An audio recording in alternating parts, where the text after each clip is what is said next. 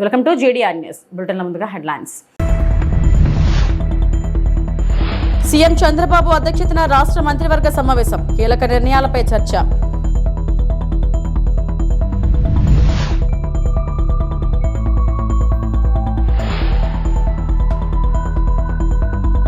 AP high court న్యాయమూర్తిగా justice Lisa Gill ప్రమాణ స్వీకారం.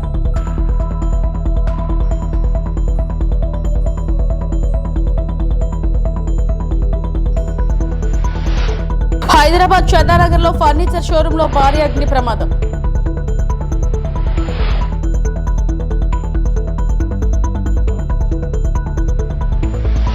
సీఎం చంద్రబాబు అధ్యక్షతన రాష్ట్ర మంత్రివర్గ సమావేశం కొనసాగుతుంది. దాదాపు 25కు పైగా అజెండా అంశాలకు మంత్రులు ఆమోదం తెలుపనున్నారు. అమరావతి అభివృద్ధి, ఉపాధి సృష్టి, జల వనరులు, వ్యవసాయం, పరిశ్రమలపై కీలక నిర్ణయాలు తీసుకోనున్నారు. CRDA నిర్ణయాలకు కేబినెట్ ఆమోదం తెలుపనుంది. సచివాలయం, HOD టవర్ల నిర్మాణాలకు పరిపాలనా అనుమతులు ఇవ్వనుంది. రాజధాని ప్రాంతంలో వివిధ సంస్థలకు భూ కేటాయింపుల ప్రతిపాదనలకు ఆమోదం తెలుపనుంది. 300 మంది హెడ్ కానిస్టేబుల్ పోస్టుల అప్గ్రేడ్ ప్రతిపాదనకు ఆమోదం చెప్పనుంది.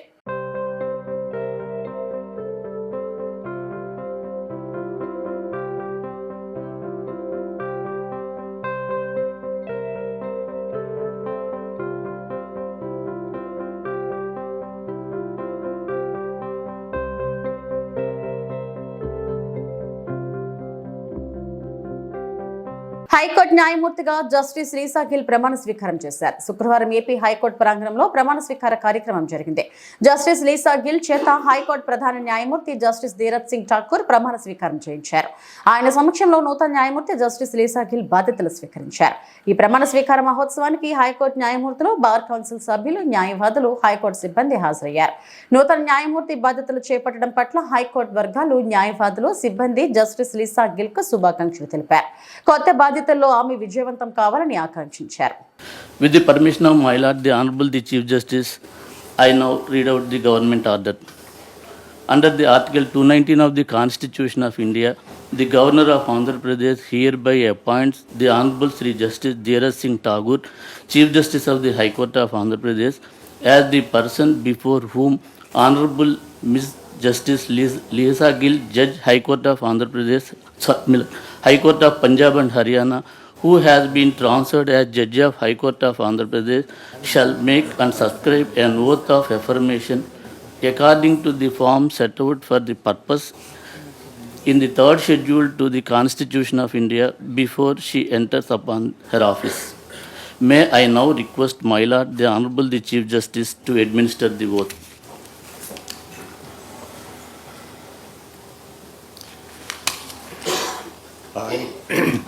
I, Lisa Gill, having been appointed a judge of the High Court of Andhra Pradesh, having been appointed a judge of the High Court of Andhra Pradesh, do swear in the name of God do swear in the name of God that I will bear true faith and allegiance to the Constitution of India as by law established, that I will bear true faith and allegiance to the Constitution of India as by law established, that I will uphold the sovereignty and integrity of India, that I will uphold the sovereignty and integrity of India, that I will duly and faithfully and to the best of my ability, knowledge and judgment that I will duly and faithfully and to the best of my ability, knowledge and judgment perform the duties of my office without fear or favor, affection or ill will, perform the duties of my office without fear or favor, affection or ill will, and that I will uphold the Constitution and the laws.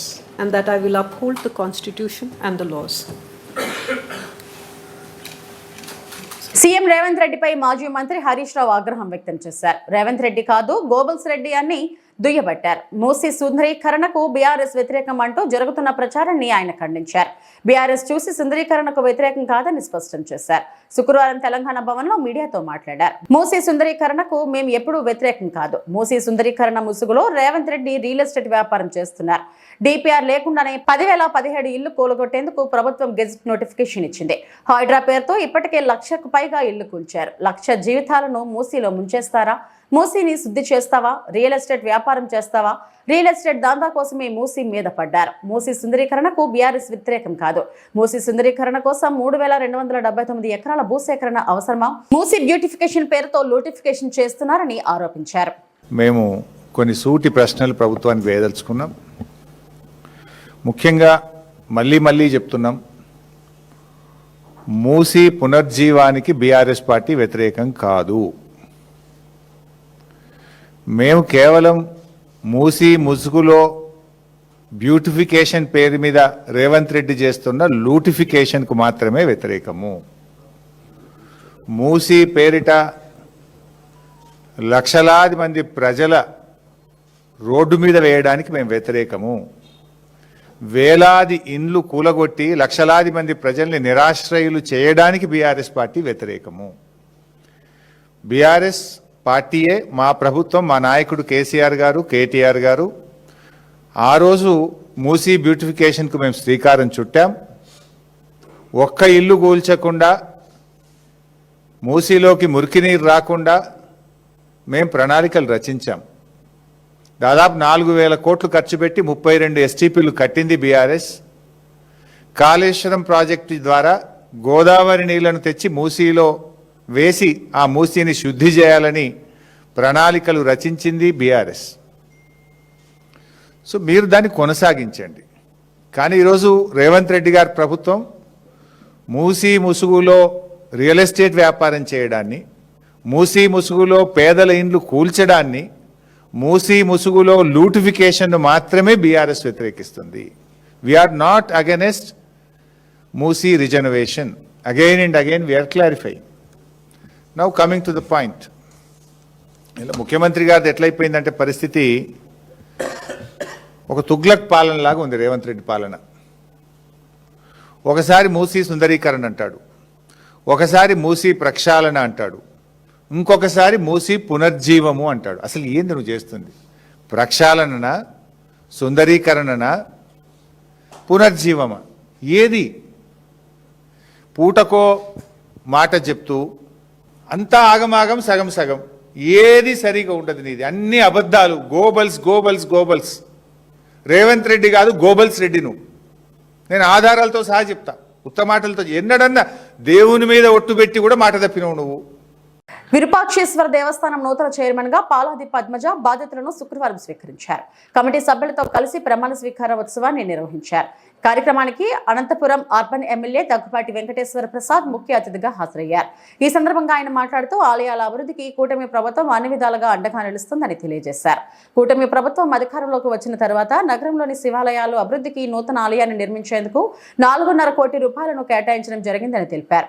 ఈ సందర్భంగా విరూపాక్ష ఆలయానికి తొలిసారి మహిళలను chairman గా తమ ప్రభుత్వం నియమించిందని తెలిపారు. మహిళా పక్షపాతిగా మరోసారి రాష్ట్ర ముఖ్యమంత్రి చంద్రబాబు నాయుడు తన గొప్ప మనసును చాటుకున్నారని తెలిపారు. నేను నా శక్తి సామర్థ్యములు వినియోగించి విశ్వాసపూర్వకముగా విచక్షణ జ్ఞానముతో నిర్భయుడినై దేవాలయ అభివృద్ధియే దృక్పథం నుంచుకొని ఎండోమెంట్ చట్టం 30/87 మేరకు చట్టంలోని సూత్రాల మేరకు అనుసరించి దేవుని సాక్షిగా మనస్సాక్షిగా ప్రమాణం చేయుచున్నాను. అనంతపురం నియోజకవర్గంలో అనంతపురం టౌన్లో పాతూరు అమ్మవారి పక్కన ఉన్నటువంటి శ్రీ విరూపాక్షేశ్వర అండ్ ఓబుల్దేవర స్వామి టెంపుల్కి చైర్మన్గా ఎన్నికైనటువంటి పాలాది పద్మజ గారికి శుభాకాంక్షలు తెలియజేస్తూ, ముఖ్యంగా మా ముఖ్యమంత్రి నారా చంద్రబాబు నాయుడు గారు మహిళల పక్షపాతి. దానిలో భాగంగా ఈరోజు ఈ టెంపుల్కి ఒక ఫస్ట్ టైం ఒక మహిళని చైర్మన్గా నియమించడం జరిగింది. దానిలో భాగంగా ఇక్కడికి కూడా చైర్మన్ సోమశెట్టి వెంకటేశ్వర్లు గారు, అలాగే ఆర్యవైశ్య సంఘం ఇల్లూరు లక్ష్మీనారాయణ గారు, ఇతర పెద్దలంతా ఇక్కడ ఈ అనంతపురం రావడము, ఈ కార్యక్రమం దిగ్విజయం చేయడము, ఇవన్నీ చాలా సంతోషం అని చెప్పేసి తెలియజేస్తాను. ముఖ్యంగా అనంతపురం అర్బన్ నియోజకవర్గంలో ఒకే రోడ్డు ఉండే శివాలయం దాదాపు 102 years ఉండే శివాలయం. దానికి కానీ మా ముఖ్యమంత్రి నారా చంద్రబాబు నాయుడు దాదాపు 4.5 కోట్ల రూపాయలు ఇచ్చి ఈరోజు మళ్ళా కొత్త శివాలయం ఏర్పాటు చేసుకునే విధంగా మా ముఖ్యమంత్రి గారు అవకాశం కల్పించిన దానికి ప్రత్యేకంగా ధన్యవాదాలు తెలుపుకుంటూ మరొకసారి పద్మజ గారికి అలాగే వాళ్ళ మెంబర్స్కి అందరికీ శుభాకాంక్షలు తెలియజేస్తాం. వాసవాంబాయ నమః. నూతనంగా ఓబులదేవర మరియు విరూపాక్షాలయం, పాత ఊరు శివాలయం అంటారండి, పోలీస్ స్టేషన్ ఎదురుగా ఉన్న శివాలయం ఇది. ఇక్కడికి ఈ కూటమి కమిటీ వారు నన్ను చైర్మన్ గా నియమించడం నాకు చాలా సంతోషంగా ఉంది. తెలిసినంత వరకు ఈ 45 సంవత్సరాల చరిత్రలో మహిళను చైర్మన్ గా ఇవ్వడం అనేది జరగలేదు అని మా పెద్దవాళ్ళు చెప్తూ ఉన్నారు. నాకు దగ్గుపాటి వెంకటేశ్వర ప్రసాద్ గారు ఈ ఆపర్చునిటీ ఇవ్వడము మాకు చాలా సంతోషంగా ఉంది. కూటమి కమిటీ, మా ఎమ్మెల్యే గారు సహాయ సహకారాలతో నేను ఇక్కడ చైర్మన్ గా అయ్యాను. అలాగే సార్ నుంచి మాకు కావలసిన సహకారము అందిస్తే మేము ఇంకా కొంచెం డెవలప్ చేసి భక్తులకు కానీ టెంపుల్ కి కానీ ఏ రకమైన రిక్వైర్మెంట్ ఉందో అది సార్ని అడిగి మేము తీసుకొని మేము డెవలప్ చేయగల వాళ్ళము. జై వాసవి. అనంతపురం జిల్లా తాడిపత్రి పట్టణంలో మున్సిపల్ చైర్మన్ జేసీ ప్రభాకర్ రెడ్డి కీలక వ్యాఖ్యలు చేశారు. నేడు నిర్వహించిన తాడిపత్రి మున్సిపల్ కౌన్సిల్ సమావేశం ప్రస్తుత కౌన్సిల్ కు చివరి సమావేశమని తెలిపారు. ఈ నెల 17వ తేదీతో మున్సిపల్ కౌన్సిల్ పదవీ కాలం ముగియనుందని చెప్పారు. రాబోయే మున్సిపల్ ఎన్నికలకు అభివృద్ధిని చూసి ఓటేయండి అనే నినాదంతో ప్రజల ముందుకు వెళ్లాలని కౌన్సిలర్లకు సూచించారు. గత 5 సంవత్సరాల్లో అందరం కలిసి పనిచేసిన ఫలితంగానే తాడిపత్రి మున్సిపాలిటీ రాష్ట్రంలోనే నెంబర్ 1 గా నిలిచిందని అన్నారు. గత 5 ఏళ్లలో తాడిపత్రి పట్టణం వేగంగా అభివృద్ధి చెందిందని, మున్సిపాలిటీలో సోలార్ వ్యవస్థ ఏర్పాటు చేయడం, షాపింగ్ కాంప్లెక్స్ నిర్మాణం వంటి అనేక అభివృద్ధి కార్యక్రమాలను విజయవంతంగా పూర్తి చేశామని పేర్కొన్నారు. ఇంకా తాడిపత్రి అభివృద్ధి చెందాల్సిన అవసరం ఉందని, మరోసారి అభివృద్ధి చేసి నాయకులను ఎన్నుకొని పట్టణాన్ని మరింత ముందుకు తీసుకెళ్లాలని ప్రజలకు పిలుపునిచ్చారు. ఈ రోజుతో ఎందుకంటే మామూలుగా ఏం చేస్తారంటే ఆ రోజు అర్జెంటుగా పెట్టుకొని అందుకోసం ఇదే లాస్ట్ మీటింగ్ మీకు. కానీ 17th ఉంటుంది, ఊరికి మనం అందరం హ్యాపీగా గడిపేదానికే ఉంటుంది. ఎందుకంటే కానీ ముందుగా అందరికీ నేనైతే ఎలా చెప్పాలనో ధన్యవాదాలు తెలియదు. నిజం, ఎక్కడ కానీ ఇలాంటి మున్సిపాలిటీ కానీ మున్సిపాలిటీ కౌన్సిలర్లు లేరు. మీరు తృప్తిగా ఉన్నారో లేదు నాకు తెలియదు, కానీ మొన్న సంవత్సరం 5 నెలల తర్వాత సీఎం కలిసా. ఆయన పేషీలు అంతకుముందు ఏదో ఆడాడ కలిసే, కానీ పోతూనే అన్నాడు, ఒకటే మాట అన్నాడు, వాళ్ళ కష్టపెట్టావు నన్ను అన్నాడు. అన్న తర్వాత మనం ఏం చేస్తున్నామో ప్రోగ్రామ్ అంతా తీసుకెళ్ళి ఆయనకి ఇచ్చారు. ఇచ్చి సార్ ఏమన్నా ఫండ్ ఏంటి, లేకపోతే ఒక పని చేయండి, ఈ మున్సిపాలిటీని ఆదర్శంగా తీసుకొని ఆంధ్రప్రదేశ్ మా కౌన్సిల్ లేకపోయినా పర్వాలే, మాకేం లేకపోయినా పర్వాలే, ఒక ఐఏఎస్ ఆఫీసర్ వేయండి అని అడిగారు. ఎవరేసినా మీ మాదిరి చేసుకోరు అన్నాడు. మీకు ఎవరికి అర్థం కావడం లే పరిస్థితి, మున్సిపాలిటీ పరిస్థితి. మనం మన సోలారు, ఆ వాటర్ అమ్మడం, మరి షాపింగ్ది కొద్దిగా వెనక్కి పడుతుంది. కానీ మనం పర్మిషన్లు అన్నీ తీసుకున్నాం. ఇవన్నీ చేస్తే నిజంగా మనం ఎవరి మీద ఆధారపడాల్సిన పని లేదు. వాస్తవానికి నెలకే ఉత్త వాటర్లోనూ కరెంట్లోనే 30 లక్షలు అవుతుంది. తూర్పుగోదావరి జిల్లా గోకవరం మండలం సూదికొండ గ్రామంలో రాజముద్రతో కూడిన పట్టా పాస్ పుస్తకాలను హక్కుదారులకు పంపిణీ చేసిన జగ్గంపేట శాసనసభ్యులు TTD board member Jyothula Nehru గత వైసీపీ ప్రభుత్వ పాలనలో ల్యాండ్ టైటిలింగ్ యాక్ట్ పేరుతో అనేక అక్రమాలకు పాల్పడ్డారని, ఇది గమనించిన ప్రజలు వైసీపీని ఇంటికి సాగనంపడం జరిగిందన్నారు. మీ భూమిపై మీకు మాత్రమే హక్కు ఉందని, ప్రైవేట్ వ్యక్తులకు ఫోటోలు ముద్రించే అర్హత లేదన్నారు. అందుకనే ఆంధ్రప్రదేశ్ ముఖ్యమంత్రి నారా చంద్రబాబు నాయుడు పారదర్శకతతో QR కోడ్తో రాజముద్ర పాస్ పుస్తకాలను ఇవ్వడం జరిగిందన్నారు. తాతల నుండి, తండ్రి వద్ద నుండి వారసత్వంగా వచ్చిన భూమిపై, మీరు కష్టపడి సంపాదించుకున్న భూమిపై నిస్సగ్గుగా జగన్మోహన్ రెడ్డి ఫోటో ముద్రించుకోవడం సిగ్గుచేటన్నారు. ఆ సర్వేలో వాళ్ళు ఇష్టం వచ్చినట్టు వాళ్ళ భూమి వీళ్ళకి రాశారు, వీళ్ళ భూమి వాళ్ళకి రాశారు, రకరకాల విన్యాసాలతోటి చెయ్యడమే కాకుండా ఇక్కడ మొట్టమొదటి పెట్టారు వైఎస్ఆర్ జగనన్న శాశ్వత భూ హక్కు మరియు భూ రక్షణ పథకం. అంటే ఎవరిదండి ఇది? ఇక్కడ ఎక్కడ రైతు పేరు రైతును ఉచ్చరించరా. ఈ హక్కు అన్నది రైతుకు ఉంది అని చెప్పేసి ఇందులో సూచించలేదు. సూచించరా? ఏమన్నారు? వైఎస్ఆర్ జగనన్న శాశ్వత హక్కు మరియు భూరక్షణ పథకం. అంటే జగన్మోహన్ రెడ్డి గారిదా, వైఎస్ రాజశేఖర రెడ్డి గారిదా, జోగులూరు గారిదా? ఎవరిది ఈ బుక్ అంటే అక్కడితో ఆగలా. ఇక్కడ ఏం చేశారంటే ఆయన బొమ్మ వేస్తున్నాడు. అదే మన బాబు ఇస్తాం, మన బాబు భూమి ఇచ్చేయడం సంతోషిస్తాం, కానీ బొమ్మ మాత్రం వేసుకోం మనం. ఎందుకంటే వేసుకుంటే మన అక్క ఎక్కడ పోతుందని భయం.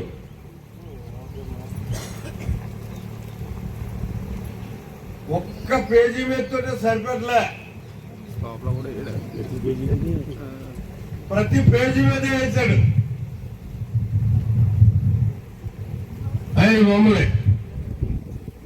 ఇది ఎవడా కోసం అంటే ప్రభావమ్మ మీ భూమి మీద మీ హక్కును కూర్చి మీ ఫోటో పెట్టి మీకు ఇవ్వాల్సినటువంటి భూమిని నా ఫోటోలు వేసుకోవడం పెట్టి ఇది వాళ్ళ పాలనా విధానం. అంటే ఎప్పుడూ ఒక భయానక వాతావరణంలో మనం జీవించాలి, వాళ్ళ అడ్డంలో ఉండాలి, వాళ్ళు ఏం చెప్తే అది వినాలి. తిరుమల శ్రీ వెంకటేశ్వర స్వామి వారిని పలువురు ప్రముఖులు ఈ రోజు దర్శించుకున్నారు. కేంద్ర మంత్రి మురుగన్, తెలంగాణ ప్రభుత్వ విప్ ఆది శ్రీనివాస్, అలాగే విధుశేఖర భారతి స్వామీజీ తిరుమల చేరుకుని స్వామివారిని ప్రత్యేక పూజలు నిర్వహించారు. ఈ సందర్భంగా తిరుమల తిరుపతి దేవస్థానం అధికారులు వారికి ఆలయ మర్యాదలతో స్వాగతం పలికి దర్శన ఏర్పాట్లు చేశారు. అనంతరం రంగనాయకుల మండపంలో వేద పండితులు ఆశీర్వచనాలు అందించగా స్వామివారి తీర్థ ప్రసాదాలను వారికి అందజేశారు. ప్రముఖులు స్వామివారికి మొక్కులు సమర్పించి తమ భక్తిని చాటుకున్నారు. Came along with my state president and Banu Prasad Reddy ji, and we had a darshan Ashirwad, and we had a pray to the Venkatachalamadi Perumal to progressive and wellness prosperity of the country. I pray for everyone's health, well-being. There is a war zone and war situation. Our country is very safe under the dynamic leadership of our Honorable Prime Minister Shri Narendra Modi. Hyderabad చందానగర్లోని Anu furniture లో గురువారం మధ్యరాత్రి భారీ అగ్ని ప్రమాదం చోటు చేసుకుంది. అగ్నిమాపక సిబ్బంది 6 ఫైర్ ఇంజన్లతో శుక్రవారం ఉదయం వరకు తీవ్రంగా శ్రమించి మంటలను పూర్తిగా అదుపు చేశారు. పక్కనే ఉన్న భవనాలకు మంటలు అంటుకోకుండా చర్యలు తీసుకోవడంతో వాటికి ప్రమాదం తప్పింది. ప్రమాదంలో 5 అంతస్తుల్లో ఉన్న ఫర్నిచర్ పూర్తిగా దగ్ధమైంది. భవనం కూడా పూర్తిగా కాలిపోయి ఐరన్ రాడ్లు పైకి తేలాయి.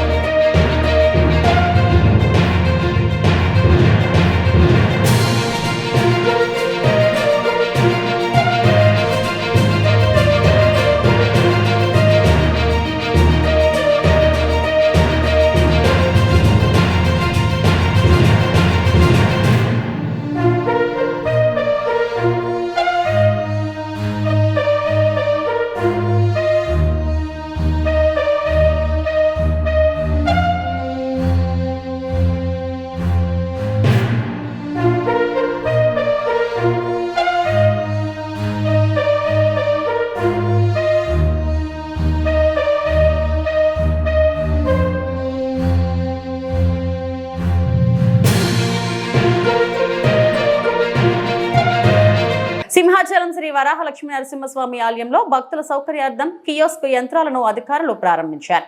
గంటల తరబడి టికెట్ కౌంటర్ల వద్ద వేచి ఉండాల్సిన అవసరం లేకుండా భక్తులు మొబైల్ ద్వారా నేరుగా QR కోడ్ స్కాన్ చేసి టికెట్లు పొందే అత్యాధునిక సదుపాయాన్ని అందుబాటులోకి తెచ్చామని ఈవో తెలిపారు.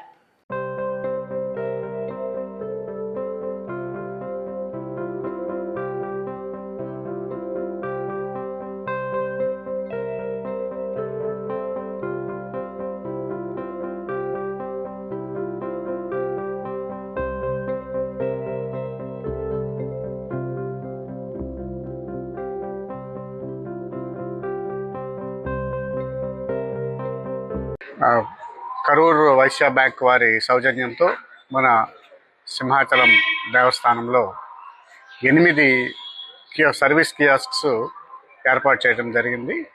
ఈ 8 కూడా కొండ పైన కొండ క్రింద డిఫరెంట్ ప్లేసెస్ వివిధ ప్రదేశాల్లో వీటిని అరేంజ్ చేస్తున్నారు. దీని ద్వారా ఎవరైతే భక్తులు ఉన్నారో భక్తులు క్యూల్లో నిలబడి ఇబ్బంది పడకుండా నేరుగానే వచ్చి వాళ్ళు దర్శనం టికెట్లు కానీ లేకపోతే వివిధ సేవల టికెట్ సంబంధించినటువంటి టికెట్లు కానీ తీసుకోవటం అనేది సౌలభ్యం చేశారు. ఆ సదుపాయం ద్వారా భక్తులు డైరెక్ట్గా ఇక్కడికి వచ్చి వాళ్ళకి దర్శనంలో శేఖర దర్శనం వివిధ దర్శనాలకు సంబంధించి వివిధ సేవలకు సంబంధించినటువంటి టికెట్లను కూడా వాళ్ళు తీసుకోవచ్చు. ఆ తీసుకోవడం ద్వారా వాళ్ళు క్యూ లైన్లో నిలబడి ఇబ్బంది పడకుండా ఒక మంచి అవకాశాన్ని భక్తులందరికీ ఏర్పాటు చేయడం జరిగింది. దీన్ని భక్తులందరూ కూడా వినియోగించవలసిందిగా కోరుకుంటూ ఇంత మంచి అవకాశాన్ని ఇంత మంచి సదుపాయాన్ని కూడా సౌలభ్యాన్ని కలిగించినటువంటి కరూర్ వైశ్య బ్యాంక్ వారికి ఈ సందర్భంగా ప్రత్యేకమైనటువంటి కృతజ్ఞతలు అభినందనలు కూడా తెలియజేస్తాను. ఇవి ఇప్పటివరకు నా బులెటిన్ అప్డేట్స్. నమస్తే.